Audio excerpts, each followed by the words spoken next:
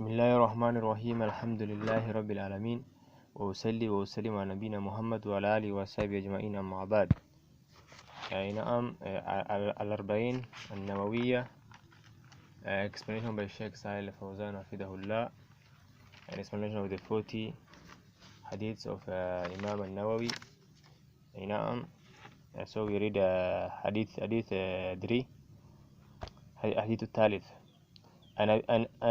عن عبد الله بن عمر بن الخطاب رضي الله عنهما قال: سمعت رسول الله صلى الله عليه وسلم يقول: بني الإسلام على 5: شهادة لا إله إلا الله وأن محمدا رسول الله وإقام الصلاة وإيتاء الزكاة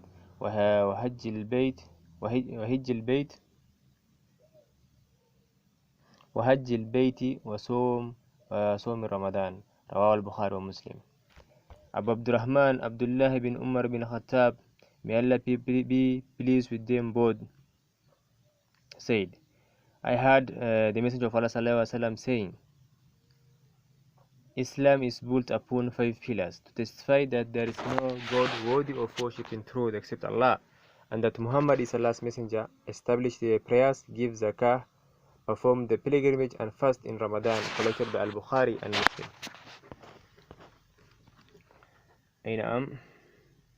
This hadith is similar to the preceding hadith, the hadith of Umar bin Khattab, concerning the explanation concerning the explanation of the pillars of Islam, except that this hadith contains an increment, and this is saying Islam is built upon 5 pillars.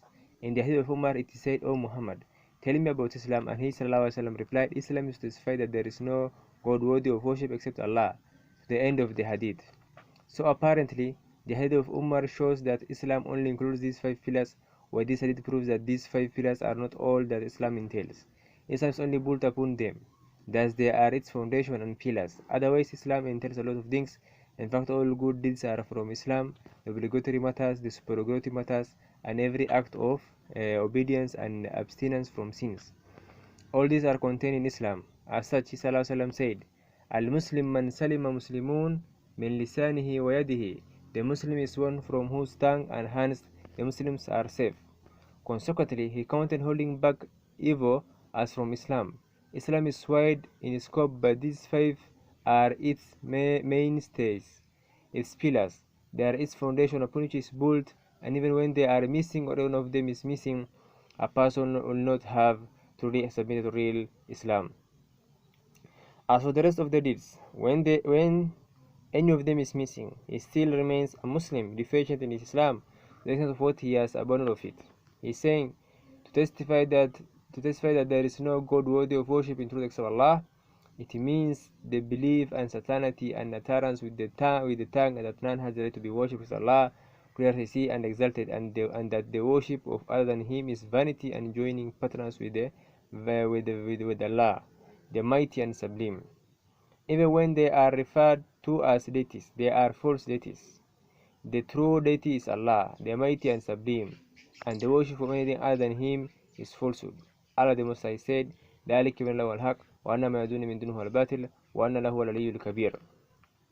That because Allah is the truth, the only true God of all that exists, who has no partners or rivals with Him, and what they that the priests invoke besides Him is falsehood and verily, Allah, He the Most High, the Most Great.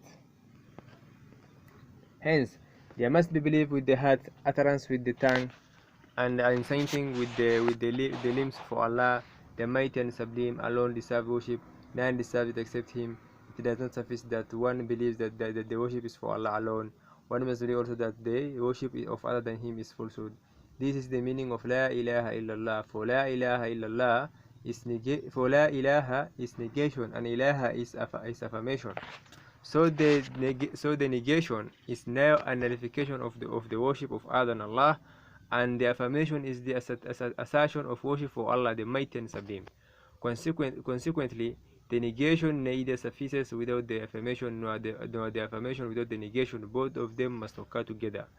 As such, the one who worships Allah and does not worship any other along with Him, but who does not affirm the falsehood of idol worship and false deities, and says, people are free to take to their creeds, each individual should have his beliefs, he does not believe that that is false, that he does not believe that is falsehood, such is a disbeliever in Allah, the Mighty and Sublime, for him contrary the testimony La ilaha illallah, because it entails negation and affirmation. He said, and that Muhammad is Allah's messenger. The testimony that there is no deity worthy of worship in truth except Allah does not suffice. If one does not believe in the messengership of Muhammad sallallahu alaihi wasallam, this is because the Jews, this is wrong. The Jews they do not testify that they don't testify La ilaha illallah.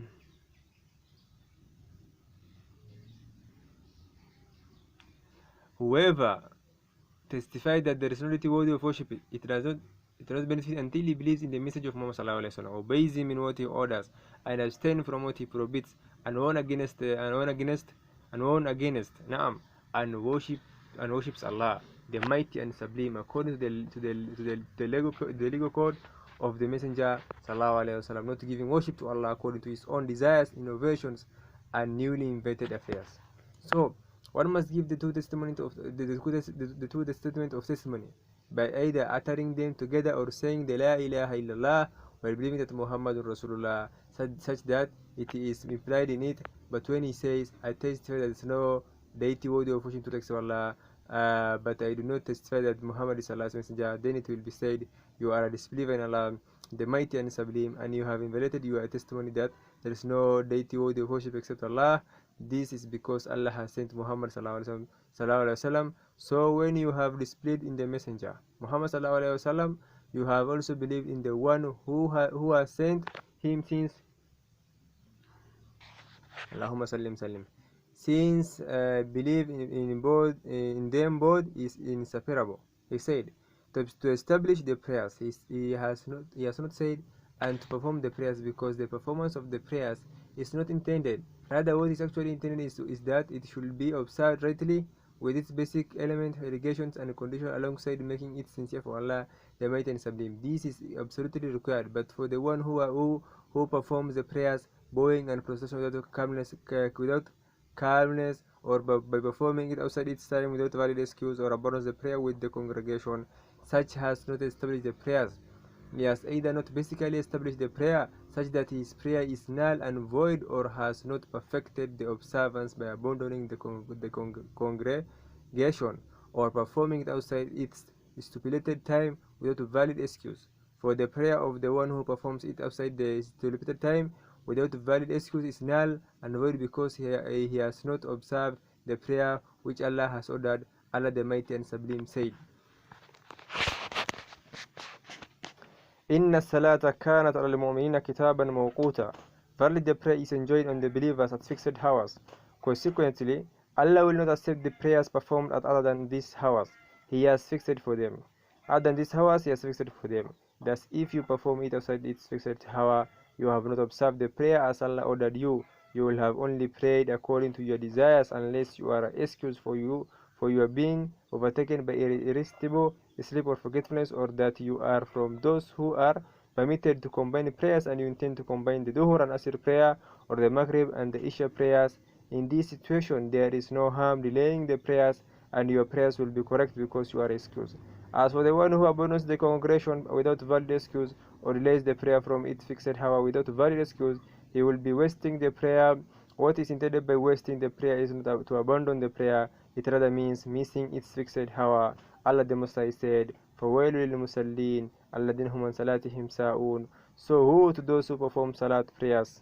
Hypocrites. That's are hypocrites, who delay their salat prayer from their stated fixes. He called them performers of salat, and yet threatened them with who despite their say praying. The reason for that is they delay the salat prayer from their stated fixed times without valid excuse. Consequently, this prayer is not acceptable before Allah the Mighty and Sublime, and it is a wasted prayer. As for the one who absolutely abandons the prayer, he is a disbeliever because he has destroyed a pillar from the pillars of his submission in Islam. He destroyed the second pillar after the two testaments of testimony and the testimony of Islam as contained in the Hadith. Therefore, the place of the prayer is great one, and the one who has Islam in his heart does not take the prayers with levity. It's obligatory on the Muslim to combine to observe them and to flash them at their stated hours. This is the beneficial prayer by which one will have discharged his responsibility as regard the one who performs the prayer according to his desires. He deliberately sleeps and says, "Whenever I wake up from sleep, I will pray. I will pray." So he performs the Fajr prayer only after sunrise or shortly before the sun descends the horizon. Some even combine the day's prayer and perform them all at one time and say, the one who accepts them separately will accept them together. This is vanity and the refuge is with Allah. Such a person is only mocking and scorning Allah the Mighty and Sublime. He said, to give the zakah. The zakah is the like of the prayer. It's obligatory right in the wealth of the rich or for the poor. He exactly said, وَفِي أَمْوَالِهِمْ حَقٌّ لِلسَّائِلِ وَالْمَحْرُومِ, and in their properties there was the right of the beggar and the poor who does not ask others. It is therefore an obligation and not something given voluntarily. It's an obligation and one of the pillars of Islam, like the prayer. So the one who prays but does not give the zakah has abandoned one of the pillars of Islam. If he is one who denies the obligation of the zakah, he is a disbeliever. But if he acknowledges its obligation but is overcome by greed, the authority will collect it from such a person forcefully, because it is a right over him, as it will collect the money collect the money from the debtor in the possession of the people's wealth when he deliberately refuses to pay up. Now, if it is the right of the judge to take from his wealth and pay up his debts without his consent and against his wish, then to collect the zakah as such is with a greater reason, since it is from the rights of Allah the Mighty and Sublime. This was the reason why Abu Bakr as-Siddiq fought those who refused to give the zakah, because they refused a right allotted upon them due to others. Thus the place of zakah is a great one, he said. And to fast in Ramadan, it is the fourth pillar of Islam. Thus the one who is able to fast carrying out the order to fast, there is obligatory upon him, but the one who has a valid excuse will not fast but repay based on his saying, فَمَنْ شَهِدَ مِنْكُمُ الشَّهْرَ فَلْيَصُمْ. So whoever of you sight the crescent on the first night of the month, he must observe fast that month.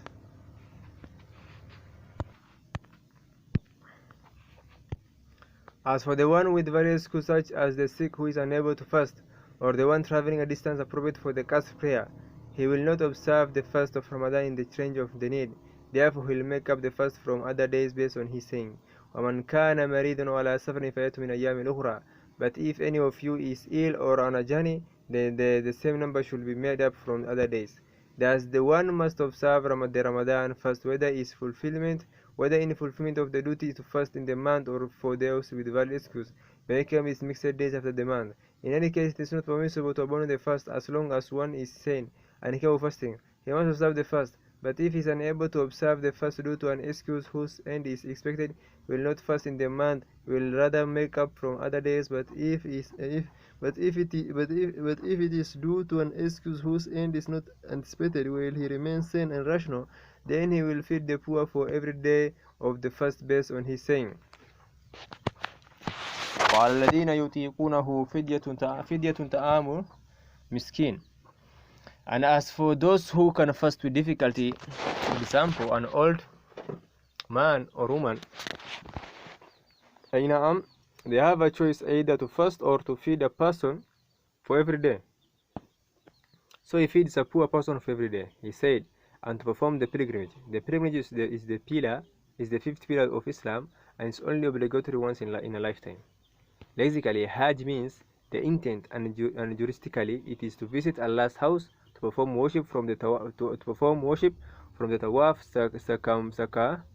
circumambulation of the Kaaba, the sa'i brisk walk between Safa and Marwa, the stopping at Arafah, sleeping overnight at Muzdalifah and Mina, the pelting of the pebbles at the pillars, considering it being difficult and that people come from the regions of the earth, far and near. Allah made its obligation only upon the one who has sufficient financial ability for his journey to and fro, and sufficient the provision for his children and the people of his household until he returns.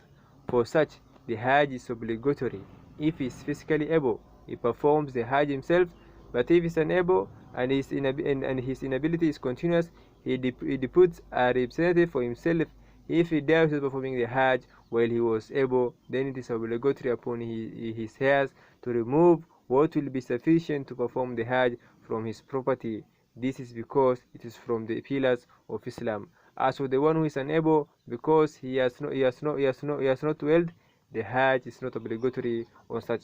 But if he is able financially but not able physically, if an end is anticipated for the difficulty in which he is, he will wait until he is able and then perform the Hajj. But if the end is not in sight for the difficulty because he is old or chronically sick, a deputy is appointed for him. In a nutshell, this supplements the hadith of Umar and clarifies it, and for that reason the order cited it after.